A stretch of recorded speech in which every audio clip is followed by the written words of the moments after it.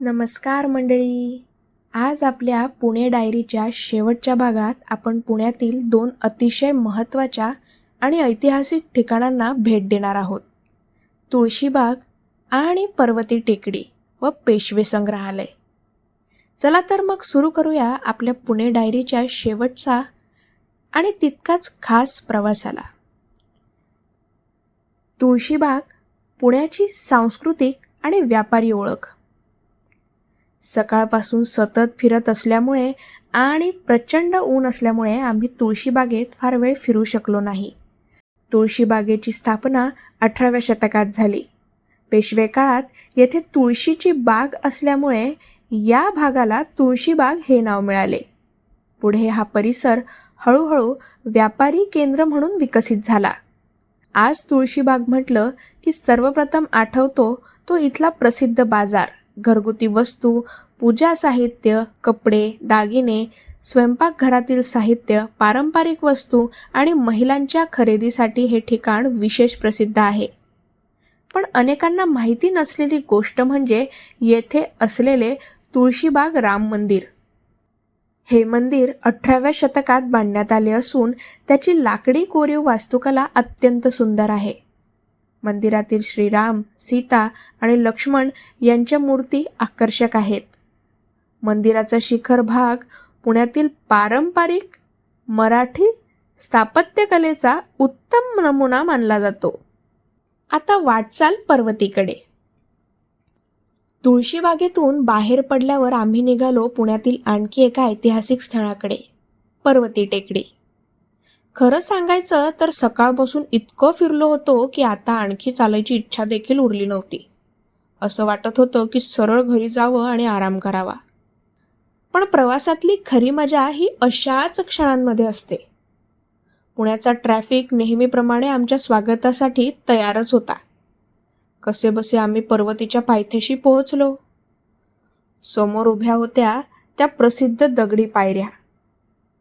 सुमारे 100हून अधिक पायऱ्या चढून वर जायचे होते. शरीर थकलेलं होतं, पाय दुखत होते, घामाने अक्षरशः निथळत होतो. पण माझ्यातली जिद्द आणि माझ्या मॅडममधला उत्साह अजूनही कायम होता. मग काय, एक एक पायरी चढत आम्ही पोचलो पर्वतीच्या माथ्यावर. आणि वर पोचल्यानंतर जो नजारा पाहायला मिळाला तो सगळा थकवा क्षणात विसरायला लावणारा होता. पर्वती टेकडीचा इतिहास. ही टेकडी समुद्र सपाटीपासून सुमारे 2100 फूट उंचीवर आहे.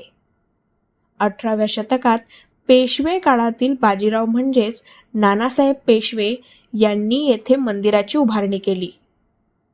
पेशव्यांच्या काळात पर्वती हे धार्मिक तसेच राजकीय दृष्ट्या महत्त्वाचे केंद्र होते.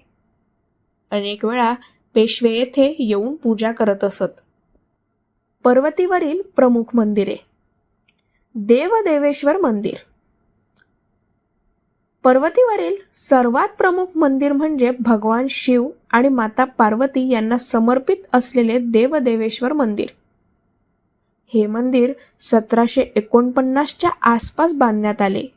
पेशव्यांचे हे खास आराध्य दैवत मानले जात असे. मंदिरातील स्थापत्यशैली आणि शांत वातावरण आजही भक्तांना आकर्षित करते. कार्तिकेय मंदिर. भगवान शिव आणि पार्वती यांचे पुत्र कार्तिकेय यांना समर्पित हे मंदिर पर्वतीवरील महत्त्वाच्या मंदिरांपैकी एक आहे. विष्णू मंदिर. भगवान विष्णूंना समर्पित असलेले हे मंदिर पेशवे काळातील धार्मिक श्रद्धेचे प्रतीक मानले जाते. विठ्ठल रुक्मिणी मंदिर. पेशवे संग्रहालय. इतिहास जिवंत करणारा खजिना. मंदिर परिसर पाहिल्यानंतर पर्वतीच्या माथ्यावरून संपूर्ण पुणे शहराचे विहंगम दृश्य दिसते. उंच इमारती, रस्ते, जुन्या वसाहती, हिरवळ आणि शहराचा विस्तार पाहताना पुणे किती वेगाने बदलत आहे याची जाणीव होते. जुन्या काळातील नाणी. संग्रहालयात विविध राजवटींमधील नाणी पाहायला मिळतात. तांब्याची नाणी, चांदीची नाणी, सोन्याची नाणी, पेशवेकालीन चलन, मराठा साम्राज्याची नाणी, मोघलकालीन नाणी, ब्रिटिशकालीन नाणी.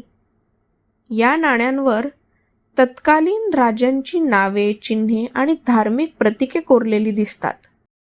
दागिने आणि स्त्रियांचे अलंकार. संग्रहालयात जुन्या काळातील स्त्रियांच्या वापरातील अनेक वस्तू जतन करण्यात आल्या आहेत. पैंजण, तोडे, बांगड्या, नथ, बाजूबंद, हार, मंगळसूत्र, कानातील दागिने, केसांच्या सजावटीच्या वस्तू. या वस्तूंमधून तत्कालीन स्त्रियांची जीवनशैली समजते. अडकित्ता. पूर्वी सुपारी कापण्यासाठी वापरला जाणारा अडकित्ता देखील येथे पाहायला मिळतो. त्यावरील कोरीव काम अतिशय आकर्षक आहे. स्वयंपाकघरातील वस्तू. मुत्पाकखान्यात वापरली जाणारी अनेक भांडी येथे ठेवलेली आहेत. पितळीची भांडी, तांब्याची भांडी, हंडे, ताटे, वाट्या, घागर, मसाले दळण्याची साधने, धान्य साठवण्याची भांडी. शस्त्रास्त्रे.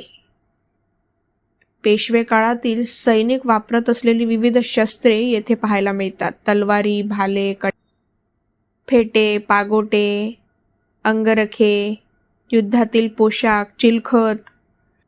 या वस्तू पाहून मराठा सैन्याची शिस्त आणि वैभव लक्षात येते. पालख्या आणि डोली. राण्या, सरदार आणि मान्यवरांच्या प्रवासासाठी वापरल्या जाणाऱ्या पालख्या आणि डोल्यांचे नमुने देखील येथे पाहायला मिळतात. चित्रे आणि ऐतिहासिक व्यक्तिमत्वे. संग्रहालयात अनेक दुर्मिळ चित्रे आहेत. पेशवे घराणे, मराठा सरदार, युद्धदृश्ये, ऐतिहासिक प्रसंग, हाताने रंगवलेली चित्रे. या चित्रांमधून त्या काळातील जीवन, राजकारण आणि संस्कृतीची झलक दिसते. पर्वतीचा अनुभव. पर्वती हा फक्त डोंगर नाही, तो पुण्याच्या इतिहासाचा, श्रद्धेचा आणि संस्कृतीचा एक जिवंत साक्षीदार आहे. एका बाजूला प्राचीन मंदिरे, दुसऱ्या बाजूला पेशव्यांचा इतिहास आणि त्याचबरोबर संपूर्ण पुण्याचे विहंगम दृश्य. या सर्व गोष्टींनी पर्वतीचा अनुभव माझ्यासाठी अविस्मरणीय बनवला. खूप थकलो होतो, पण त्या थकव्यापेक्षा जास्त समाधान आम्हाला इथे मिळालं. आणि अशा प्रकारे संपला माझा पुणे डायरीचा प्रवास. या संपूर्ण प्रवासाने मला खूप काही शिकवलं बरं का. पुण्याचा इतिहास, संस्कृती, परंपरा, लोक आणि इथली ऊर्जा अनुभवण्याची संधी मिळाली. पुढचा एक दिवस आराम करून मी निघाले माझ्या घराकडे. मनात खूप साऱ्या आठवणी आणि कॅमेऱ्यात खूप सारे सुंदर क्षण घेऊन. असा होता माझा पुण्याचा पहिला अनुभव. अविस्मरणीय, प्रेरणादायी आणि खूप काही शिकवून जाणारा. तुम्हाला पुणे डायरीचे सर्व एपिसोड कसे वाटले ते मला कमेंटमध्ये नक्की सांगा. आणि हो, जर तुम्ही या मालिकेतील आधीचे एपिसोड अजून पाहिले नसतील तर ते नक्की पहा. व्हिडिओ आवडला असेल तर लाईक करा, शेअर करा, चॅनलला सबस्क्राईब करा आणि बेल आयकनला दाबायला विसरू नका. अशाच भन्नाट प्रवासांसाठी आणि नवीन अनुभवांसाठी माझ्यासोबत जोडलेले रहा. मी